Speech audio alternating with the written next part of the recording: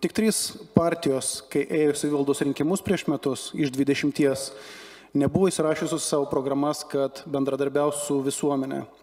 Tai buvo Tėvynės sąjunga, Laisvės partija ir Liberalų sąjūdis. Tai mano pastebėjimai ir būtų tokie, kad per visus pirmus metus kadencijos nebuvo bendravimo su visuomenė. Opozicijos pasiūlymai arba kritika irgi nėra girdimi vien dėl to, kad tai yra siūloma iš opozicijos, nors kartais visgi jie būna konstruktyvūs. Taip, kartais emocijos, bet kartais tikrai yra pasiūlymų, į kuriuos aš norėčiau, kad būtų atsižvelgta. Dėl to veiklos ataskaitai aš tikrai negalėsiu pritart. O dabar perinant prie klausimo, aš tikrai pasigendu planavimo tiek iš mero, tiek iš administracijos.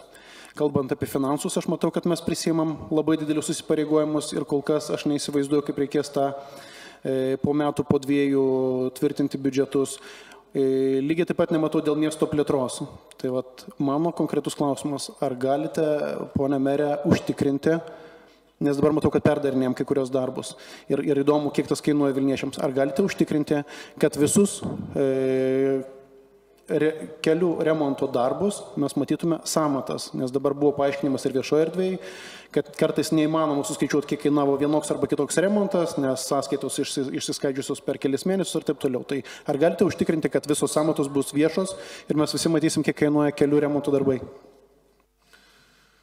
Na, aš jūsų klausimą šiek tiek priimu kaip tokį veržimąsi per atviras duris. Tai be jokios abejonės visi darbai atliekami Vilniaus mieste, ar tai būtų kelių infrastruktūros, ar bet koks kitas, remintis sutartimi, rangos ar kitom sutartimi, nustatytais įkainiais ir apskaičiavimais. Tai čia šiuo atveju negali būti kitaip.